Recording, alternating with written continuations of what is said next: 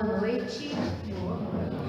Mais uma vez, vamos agradecer por estarmos aqui nesse momento, porque não haveria para nenhum de nós hora e lugar mais apropriado. Estarmos aqui pensando em nós, espíritos, que por hora estamos habitando um corpo.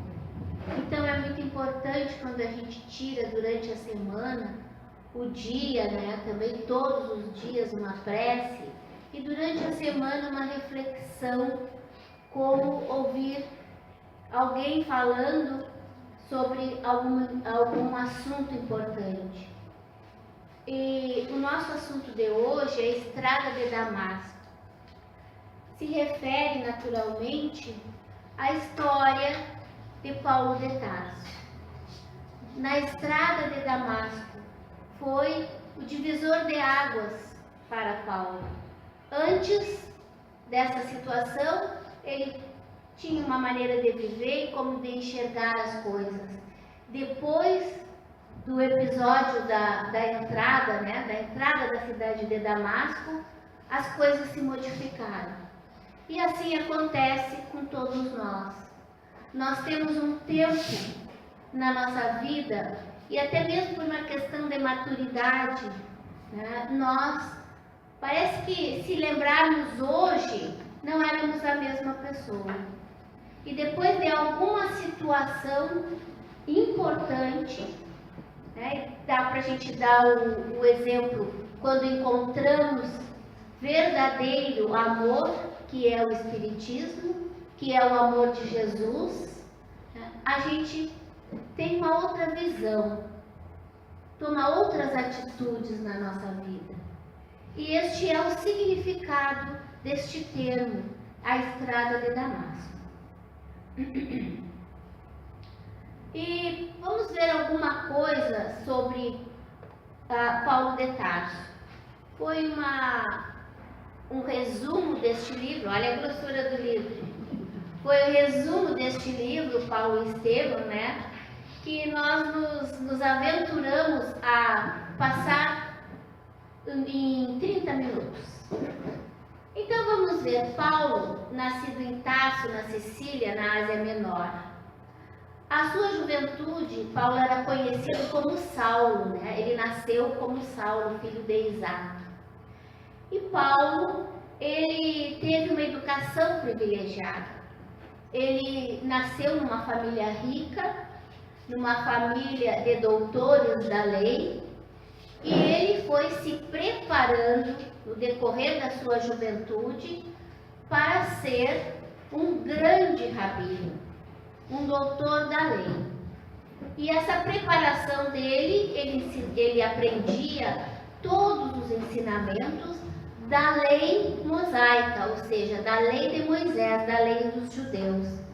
E um professor, um filósofo, estudioso e também cristão, este professor marcou muito a vida dele, que era Gamaliel.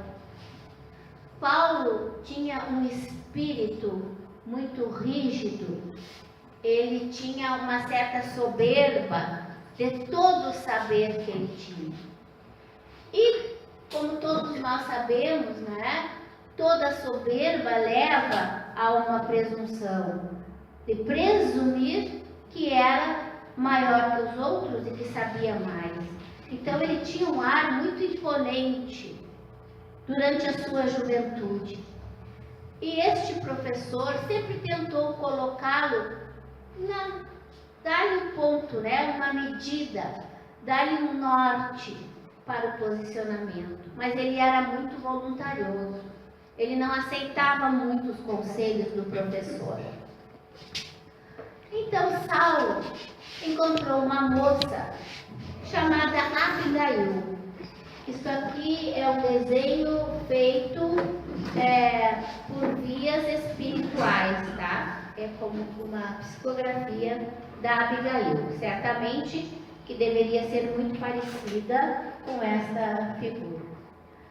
Abigail era uma moça que era órfã, ela tinha um irmão que se chamava Gesiel, e muito cedo eles ficaram órfãos de pai e de mãe.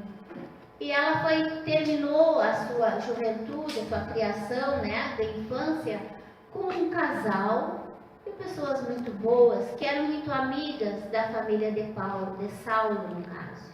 Então ela era noiva de Saulo. O irmão dela, Gesiel, tinha saído para o mundo.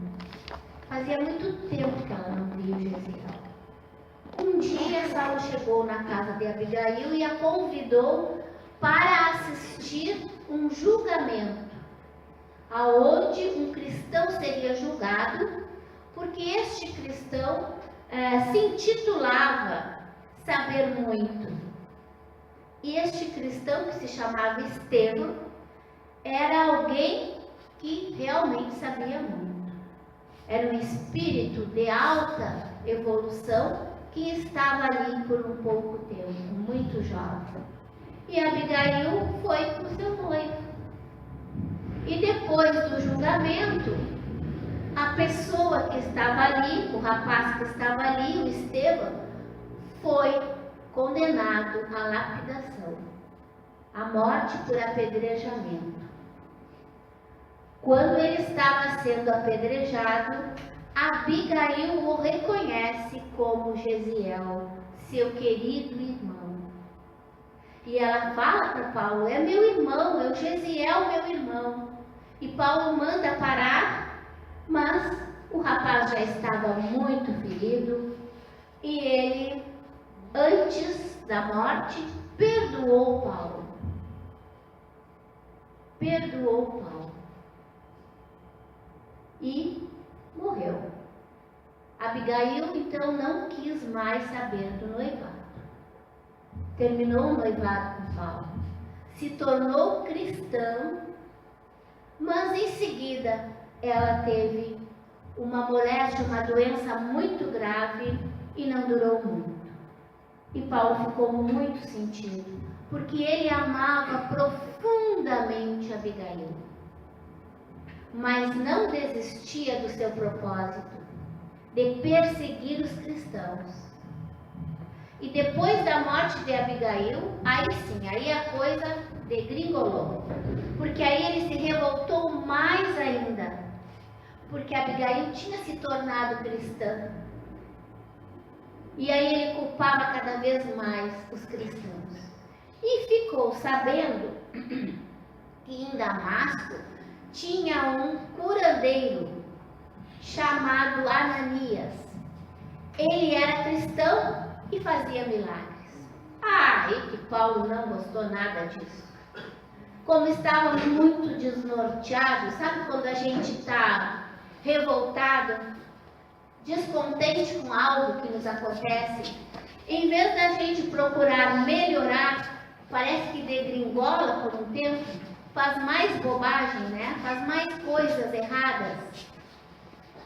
Neste decorrer da história de Paulo, cada um de nós poderá se situar e ver como Paulo não é uma figura. A gente conhece São Paulo. Foi o cara que na estrada de Damasco, ele mudou radicalmente. Assim como um milagre, um passe de mágica. E com isso, com este livro aqui, Paulo e Estevão, a gente vê o quanto a gente se parece em muitas coisas com Paulo. Este livro, gente, eu indico para todo mundo. Eu já li umas 3 vezes, sempre no mesmo lugar eu choro, sempre no mesmo ponto eu choro. É belíssimo esse livro, é muito bem contado, é maravilhoso. Então, o que ele fez? Se revoltou muito, ficou indignado. Em vez de melhorar, como muitas vezes a gente faz, aí a gente se revolta e começa a fazer coisas piores ainda. Após a perda da sua amada noiva, Saulo revolta-se e parte rumo a Damasco atrás dos cristãos. Mas aí ele foi atrás de Ananias, especialmente porque estava fazendo milagres. E ele queria desmascarar aquela situação. Então, ele arrumou uma pequena caravana e saiu rumo a Damasco. Mas ele foi, durante toda a trajetória, ele foi muito... Sabe quando a gente está sentindo que tem alguma coisa que não está bem, que está errada? Ele foi sentindo assim, muito desconfortado, muito pensativo, e ele não foi muito agradado durante essa trajetória. Quando chegou aos portões de Damasco, aí que ele compreendeu o porquê que ele já estava pressentindo, né?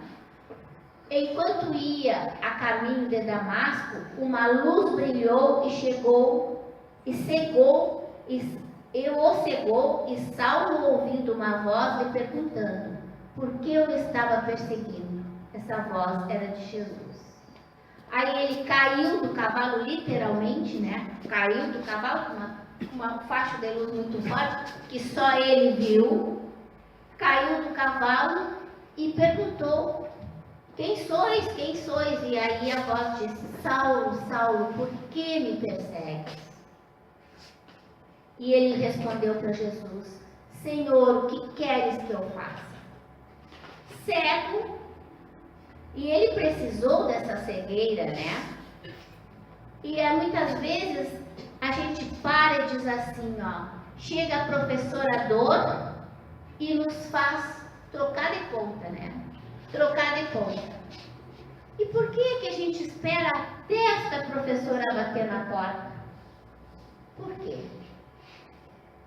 Já nesse tempo que estamos, nesse terceiro milênio, nesta era da maturidade desta humanidade, deste planeta, ainda assim precisamos de um freio forte.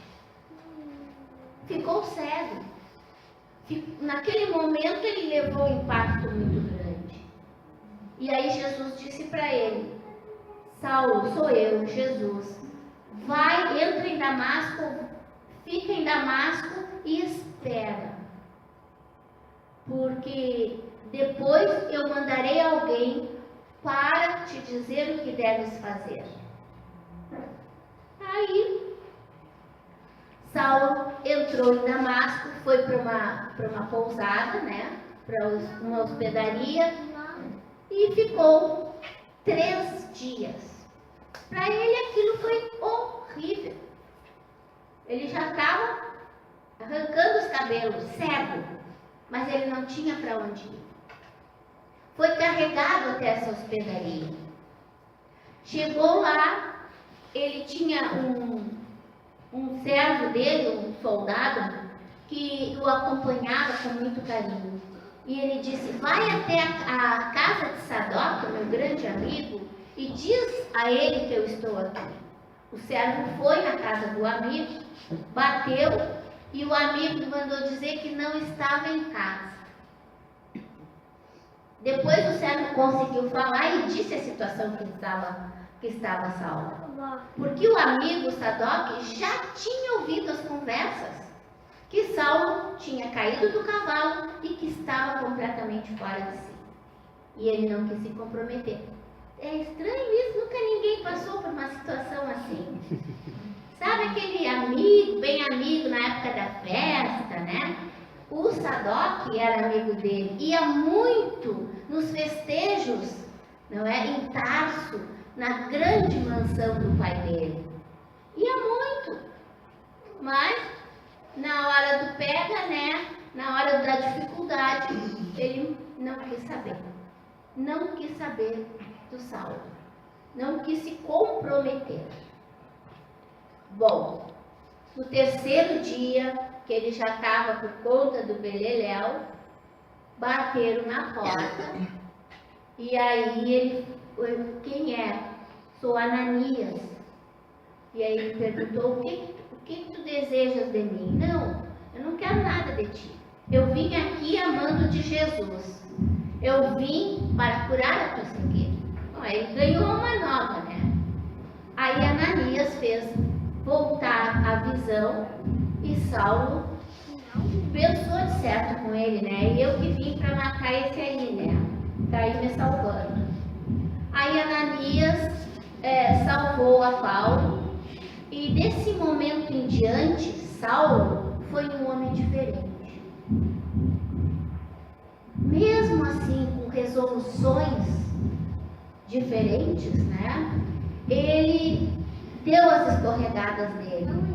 E nós resolvemos fazer este resumo exatamente nestes pontos, para que a gente saiba que Paulo, que ele é hoje, ele precisou lutar muito.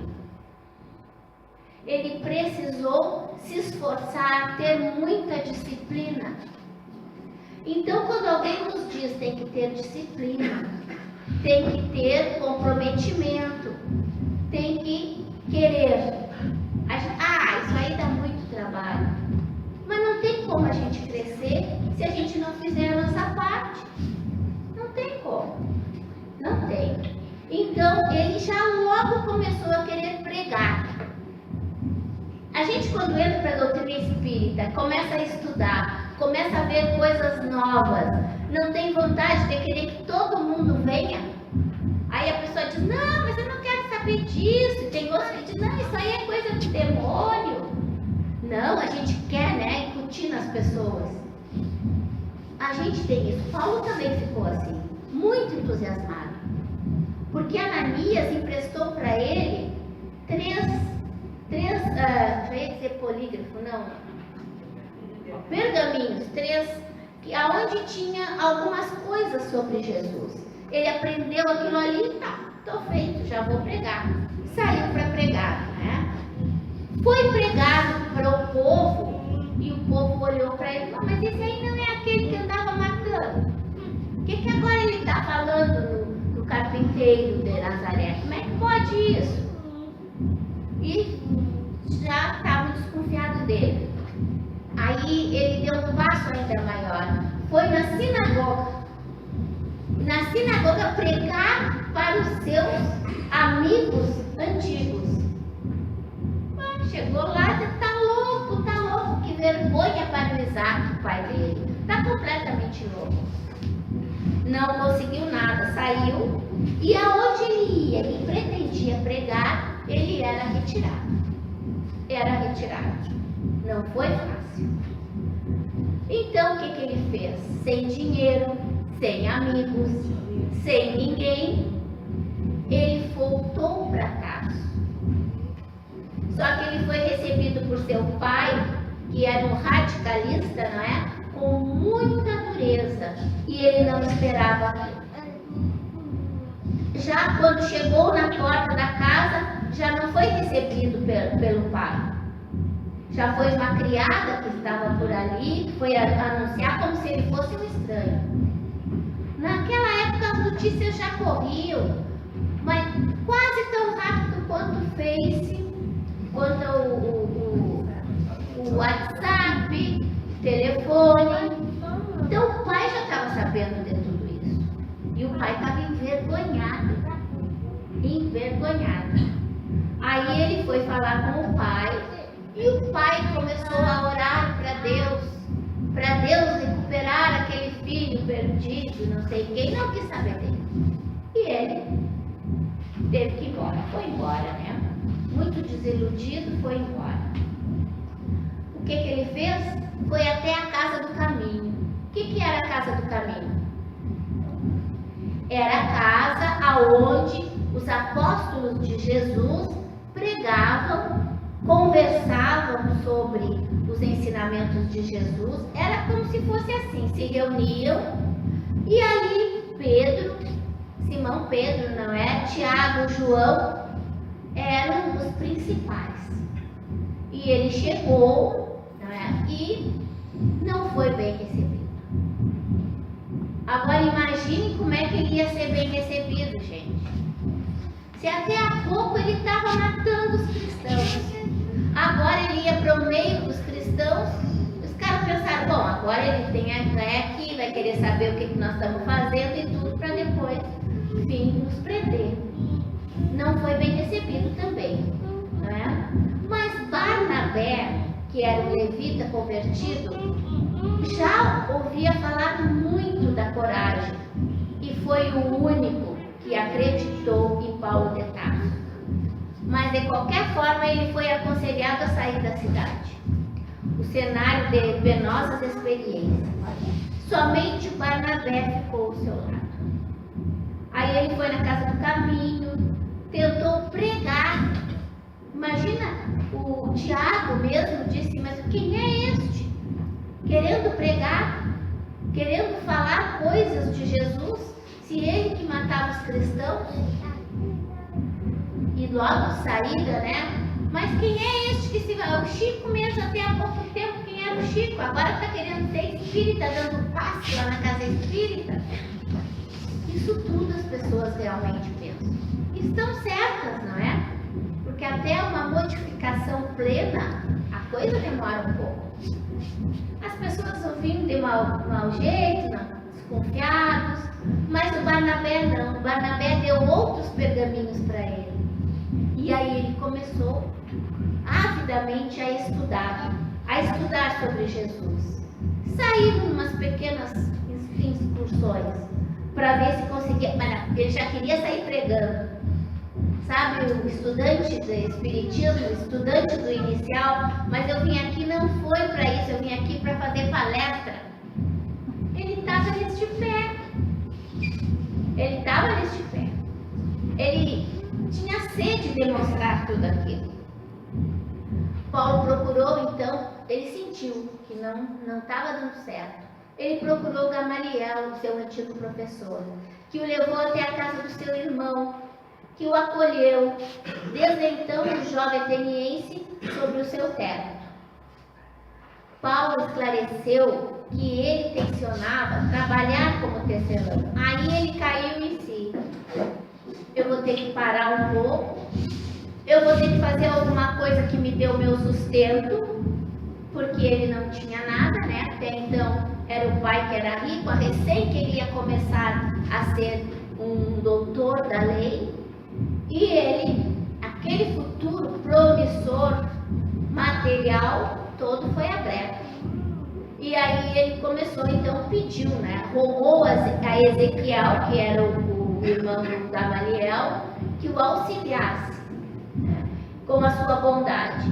E aí o Ezequiel percebeu que ele nobres aspirações do trabalho e do esforço próprio. E Ezequiel mandou ele para o deserto. Sabe, às vezes quando a gente tem sede de alguma coisa, vontade de fazer alguma coisa, mas ainda não está na hora. Ainda não está na hora. A gente tem que parar um pouco. A gente tem que ganhar tempo, amadurecer e depois voltar com toda a força. Então ele humildemente foi para o deserto. Humildemente ele foi para o deserto e foi para a casa de Priscila, chamada apelido Prisca e Áquila. Este casal é mencionado na Bíblia, especialmente no livro do Atos dos Apóstolos. Áquila era um judeu natural do ponto em que trabalhava fabricando tendas. A amizade entre Paulo e aquele casal se tornou muito forte. O vínculo entre eles era tão grande que em certa ocasião Priscila e Áquila arriscaram suas vidas em favor de Paulo. E ele trabalhou 6 anos no deserto, passando todas as necessidades, estudando, porque Áquila e Prisca tinham muitos outros pergaminhos, eram cristãos, e ele estudou muito com eles e aprendeu, que até então ele achava que ele tinha que ensinar. Quando a gente tem a capacidade de saber que primeiro a gente tem que aprender para depois querer ensinar, aí ele resolveu aprender. Quando ele saiu daqui, que ele já saiu com outra visão, com mais amadurecimento, não somente intelectual e moral, mas com amadurecimento físico também. Agora a gente vai ver uma gravura, né? Transformado em rude operário, Saulo de Tarso apresentava notável diferença na sua fisionomia. Isso aqui é uma reconstituição que foi feita na Alemanha. Acharam em Roma, embaixo de uma catedral, uns restos mortais, que todo mundo dizia que era de Paulo de Tarso. Então esses cientistas pegaram e fizeram a reconstituição. E aí constataram que verdadeiramente tinha umas figuras, né, umas pinturas dele, que era Paulo de Tarso. E aquele jovem com a fisionomia tão imponente, ele não era alto, ele era franzino. Era baixinho, franzino, mas ele era muito imponente, né? Estava agora, e ele era bem jovem ainda. Naquela época, né, gente? 30 e poucos, 40 anos, as pessoas morriam de velha, né? Ele estava assim, depois da sua estadia no deserto. Mas maduro, pronto para assumir o que ele deveria fazer. E aí ele ficou esperando, né? Esperando alguma coisa, e parecia para ele que o Paulo era muito ansioso, ele queria tudo para ontem, e parecia para ele que depois de todo esse esforço ele não ia conseguir nada, e ele ficou esperando. E aí Abigail e Estevão chegaram para ele. E ele disse: eu estou muito desesperado, porque eu acho que eu não vou conseguir. E Abigail disse para ele: trabalhe, ame, espere e perdoe. Grande incentivo, né? Para mim seria pior, eu estou muito ansiosa. Trabalhe, ame, espere, que eu acho que é a pior palavra daqui, e perdoe. E ele, tô frito, ele deve ter pensado, né? Agora sim, vou ter que esperar mais ainda, né? Mas ele esperou, ficou tranquilo, até que um dia surgiu seu amigo fiel Barnabé e lhe convidou para uma excursão como missionário. Agora ele já estava pronto, não é? Pela Ásia. Seria a primeira de uma série de 4 grandes viagens que fazia na tentativa de evangelizar o mundo greco-romano. Inaugurou seu apostolado com as melhores disposições, mas o trabalho que o esperava era indigente e sobre-humano. Eles caminhavam a pé, quilômetros e quilômetros, às vezes 30 quilômetros por dia, a pé, ou em embarcações muito precárias, né? E aí eles fizeram a primeira viagem. Essa primeira viagem, saindo da Antioquia, chegaram na ilha de Chipre, né? Foram até Listra e Berde, e ali eles ficaram naquela região da Capadócia por um bom tempo. E voltaram para Jerusalém. Durante 12 anos, Paulo empreendeu 4 viagens evangelizadoras, visitando boa parte do Império Romano. Na época, Roma mandava em toda aquela região do Oriente, em tudo. Eram jornadas árduas, feitas a pé ou de navio, sempre na companhia de outros discípulos. Aí ele tinha outros amigos que já acreditavam nele. O pessoal da Casa do Caminho, com exceção de uns poucos, não queriam muito saber dele. Pedro acreditou nele. Pedro foi o único que acreditou muito nele. Mas Pedro não queria descontentar os outros. Então ficava aquela situação, e aí ele não ficou mais lá, porque sempre dava alguma discussão. Por quê? Porque os outros eram hebreus e queriam trazer toda aquela tradição hebraica para dentro do cristianismo, e ele não queria nada daquilo. Ele queria limpar aquela situação toda.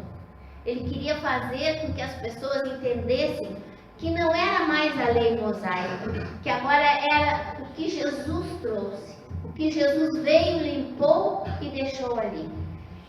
Então ficava difícil. Percorriam, né, 30 quilômetros por dia. E aí na segunda viagem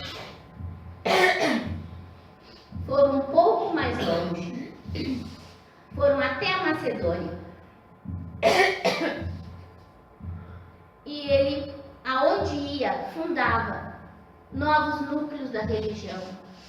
E sempre deixava um que ia ficar sendo como porta-voz, né? Porta-voz dele.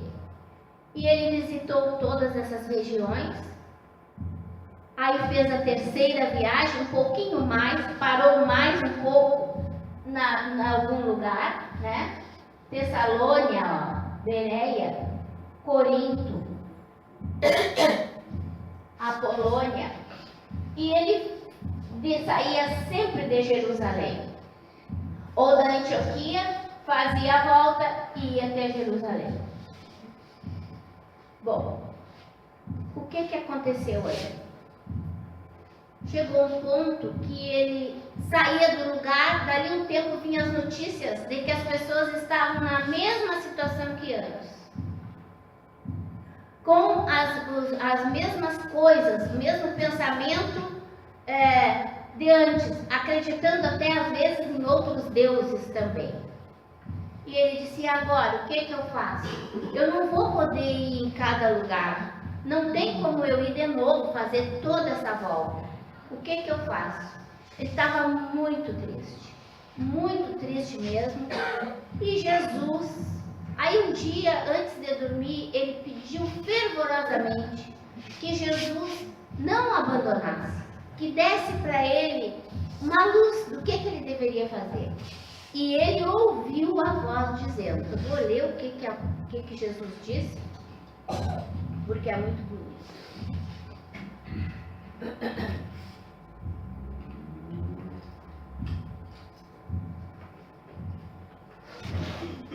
Aí assim, ó, os pedidos choviam de todos os sítios por onde perambularam, levando as alvissareiras boas novas.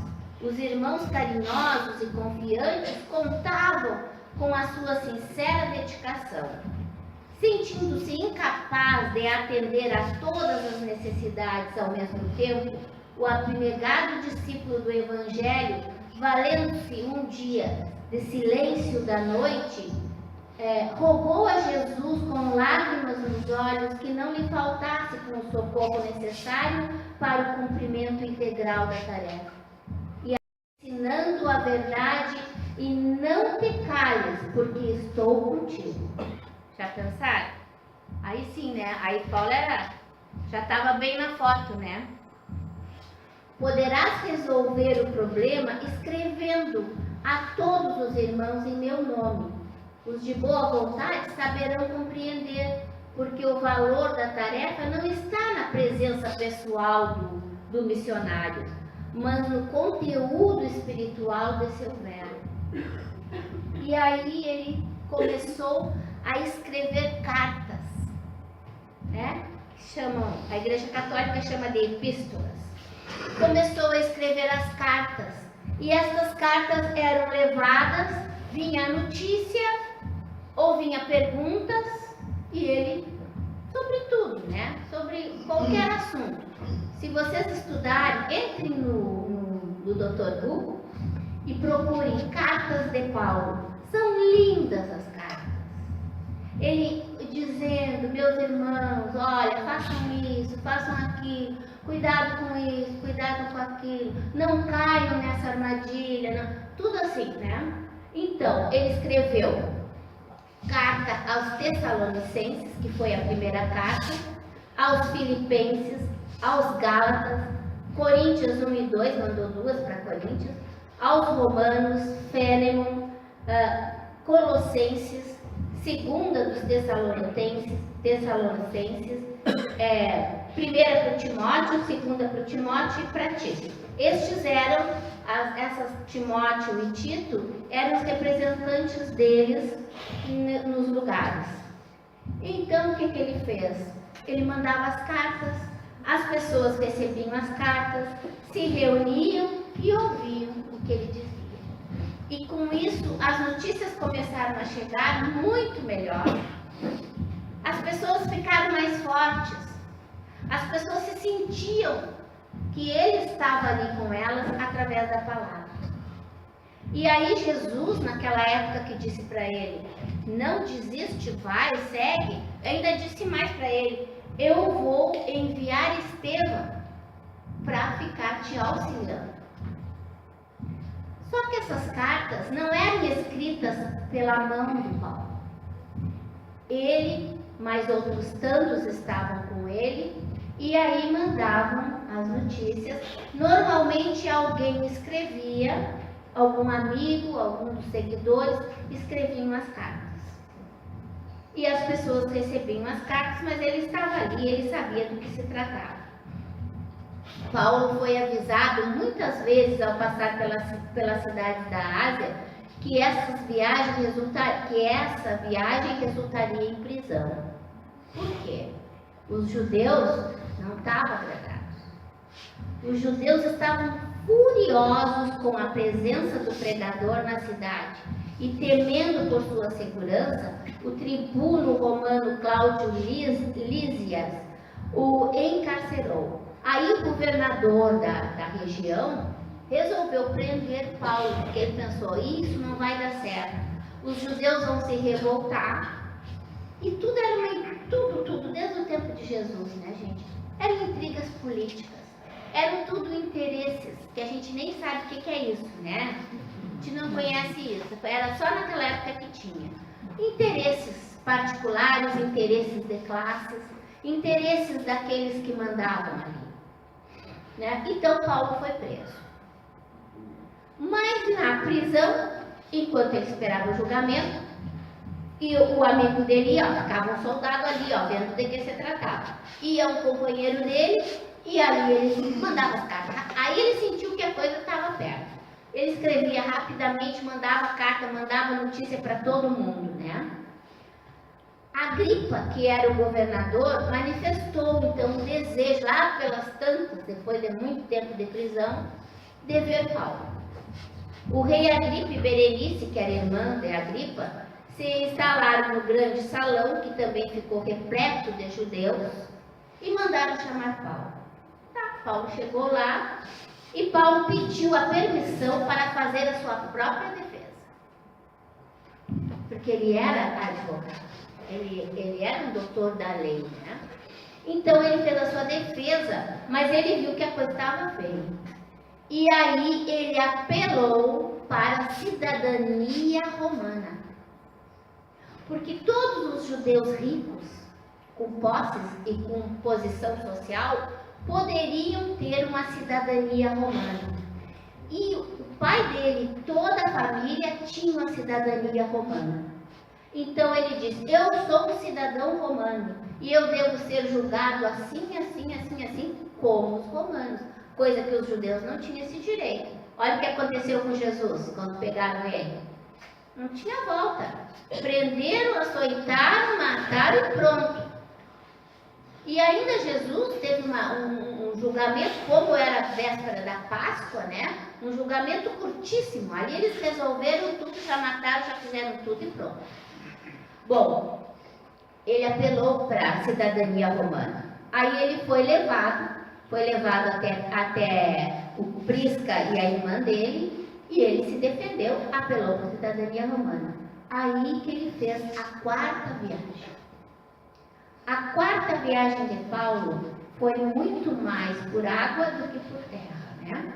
Saiu de Jerusalém, veio aqui, veio. Quando chegou nessa ilhazinha aqui, a ilhazinha de Malta, tá? Quando chegou nessa ilha, por aqui perto, o navio que ele estava naufragou. Essa viagem foi uma viagem, né, de 3 meses, 90 dias. Então o que ele fez? Ele sofreu um naufrágio, chegaram na ilha, foram recolhidos e foram juntar, estavam todos ensopados, foram juntar. Gente, no meio de tudo isso que eu estou contando, tem muitos detalhes, tem muitas outras coisas que estão nesse livro. Fiz um resumo do resumo, só para a gente se situar no sentido, o objetivo dessa nossa conversa é para mostrar que Paulo, para ser quem ele é hoje, não foi da noite para o dia, não foi sem nenhum esforço. Ele não nasceu já o Santo Paulo, não. Né? Ele lutou muito, ele mereceu tudo isso. E aí, nesse naufrágio, ele foi pegar um graveto para colocar na fogueira para se aquecer no fogo, né? E uma cobra, uma víbora muito, muito venenosa picou ele. Aí sim, o povo da região disse, tá, vai morrer. Estava esperando ele, poucas horas ele vai morrer. Ele ficou tranquilo. Não morreu, nada. E nem sinal de dor, nada. Quando passou que ele amanheceu o outro dia, todo mundo achou que ele era um iluminado, levado pelos deuses para a ilha. Foi o que ajudou, que ouviram ele. E aí ele ainda fez umas quantas pregações, não é? Embora timidamente, porque ele era um prisioneiro, né? Ele ainda conseguiu evangelizar aquele povo. Ainda conseguiu. E evangelizou o povo. Ele não perdia uma oportunidade. E quantas vezes nós ficamos na TV, não quero comparar, né, gente? Cada um tem o seu estágio, né? Mas quantas vezes a gente prefere ficar sentado, com o chimarrão na mão, 3, 4 horas, assistindo uma TV, e não nos lembramos que o nosso vizinho está doente, que alguém está necessitado de alguma coisa. Porque é lá fora que a gente tem que mostrar que é cristão. Aqui dentro é fácil. Porque nós temos toda uma vibração, uma egrégora aqui, né? Uma vibração de paz, de amor. Então, para nós aqui dentro, todo mundo com carinha de peixe morto, olhinho de peixe morto, é lindo, olhinho de veneziana, né? Sorridente, alegrinho, e a gente é bem recebido, e aí aquela beijo, isso e aquilo, é fácil. Mas lá fora a coisa pega. E Paulo, mesmo com tudo isso, com toda dificuldade, sabendo que caminhava para a morte, porque ele não tinha ilusão, ele sabia. O rei da época era Nero. Agora, só para dar uma pincelada para vocês. Nero fazia pouco que tinha mandado incendiar Roma e tinha colocado a culpa nos cristãos. Paulo ia ser julgado em Roma. O que vocês acham? É certo que ele não ia sair de lá com vida, porque o povo inteiro estava contra os cristãos. Porque nesse incêndio que Paulo fez para limpar a cidade baixa de Roma, para poder construir uma nova metrópole ali, uma nova cidade, ele fechou os portões e aproveitou, não só incendiou as casas, como deixou o povo já morrer para ser ferido, as pessoas pobres. Ele fechou todos os portões daquela região, porque cada região tinha portões. E aí o povo morreu, muita gente morreu, e ele disse que quem tinha feito aquilo eram os cristãos. E ficou bravo, né? Ficou pior ainda. Em outubro do ano 67, foi agendada a realização da segunda sessão do tribunal. Paulo não tem ilusões. Sabe que esta sessão terminará com a sua entrada no reino dos céus. Ele era otimista. E aí ele disse, né? Foi muito lindo isso que ele disse. Combati o bom combate. Construí a minha carreira. Guardei a fé. De resto me está reservada a coroa da justiça, que o Senhor, justo juiz, me dará naquele dia. E aí o segundo interrogatório terminou com a sentença de morte. Mas não mataram já de saída, né, gente? Ainda ele ficou preso mais um tempo, e ele escreveu a única carta que não é aceita pelas religiões outras, é a carta aos Hebreus. E foi a única carta que ele escreveu de próprio punho. Sozinho. Escreveu sozinho. Aonde ele diz para os hebreus de todos os equívocos que ele teve, de tudo que ele entendeu, aonde ele pede que o povo, que os hebreus se deem conta que o único Messias é Jesus e que ele já tinha vindo. E isso aí, por que não foi aceito? Não é aceito porque, comparando tanto a caligrafia, né, quanto o jeito de falar, o jeito de expor, o jeito de a colocação das frases era diferente. Porque os primeiros que escreveram as outras 13 cartas, eram pessoas simples. Sabiam ler e escrever, não era tão simples assim, mas escreviam de uma forma muito mais simplista. E Paulo, nessa carta aos Hebreus, usou todo o vocabulário rebuscado que ele tinha. Toda a beleza das coisas que ele sabia. E aí, ele escreveu esta carta. Foi condenado à morte, e quando foi para ser decapitado, o carrasco chegou perto dele e não se animava a cortar a cabeça dele. Engraçado que isso acontece com os quantos, né? Quando a pessoa é realmente justa, boa e vítima, né? O carrasco, mesmo não conhecendo e mesmo tendo que fazer este papel, ele parece que ele não consegue, né, de saída, né?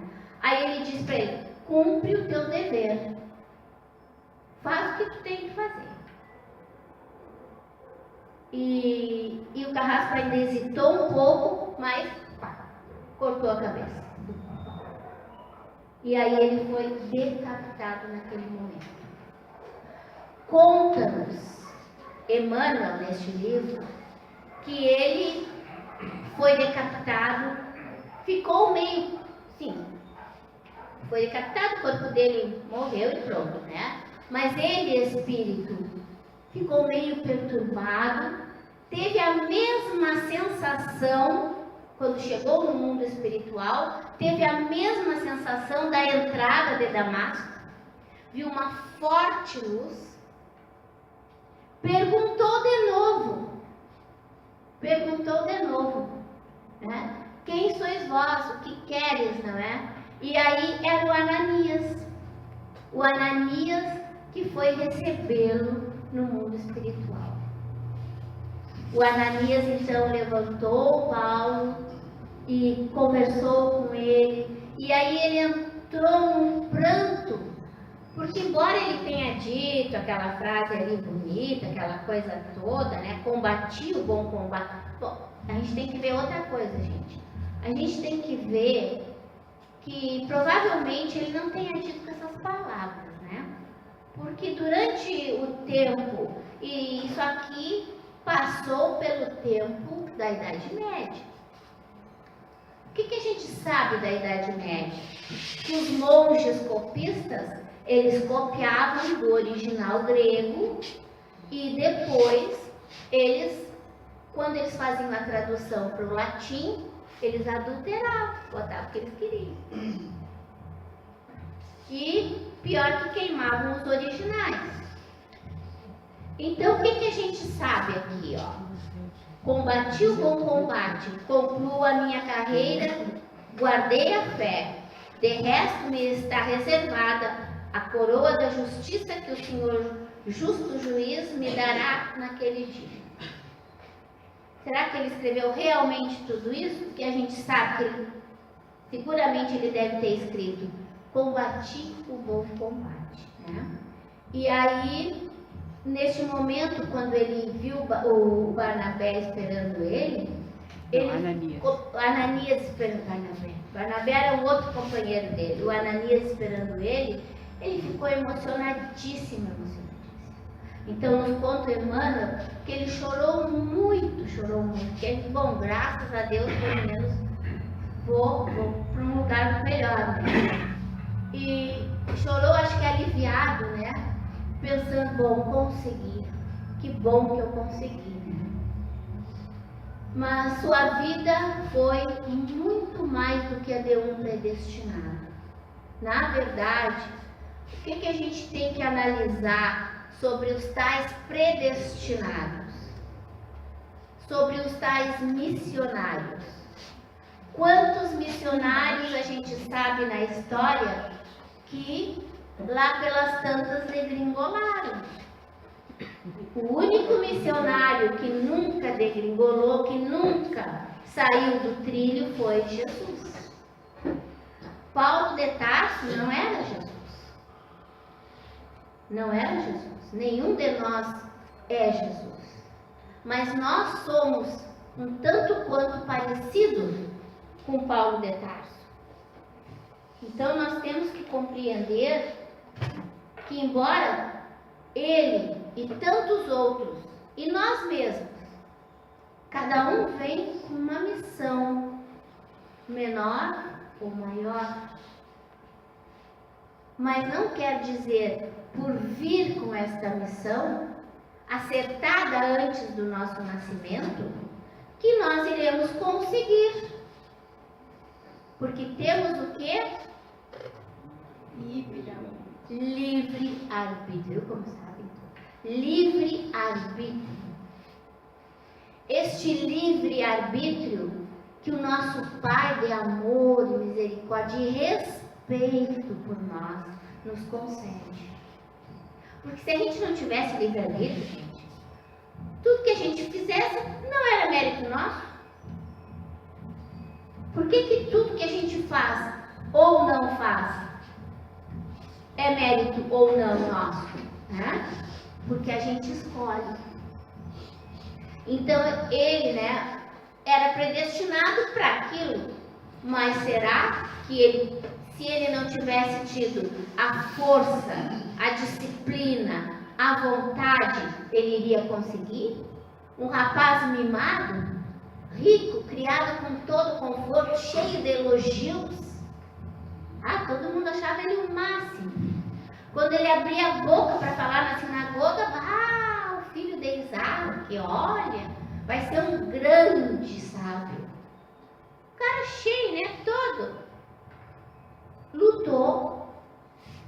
Ficou muito pequeno para realmente se tornar grande. Foi um realizador que trabalhou diariamente. Então não adianta a gente querer ser santo da noite para o dia, sem esforço ninguém é. Sem trabalho ninguém consegue. E Paulo respondeu a Jesus: Senhor, o que queres que eu faça? Essa pergunta nós temos que fazer sempre. Aí Jesus nos diz e a gente não faz. Aí fica difícil, né? Fica mais difícil. Devemos fazer o exame do quanto nos compete em trabalho próprio, a fim de irmos ao encontro de Jesus, como foi Paulo de Tarso. Que Jesus então nos abençoe. Muito obrigada.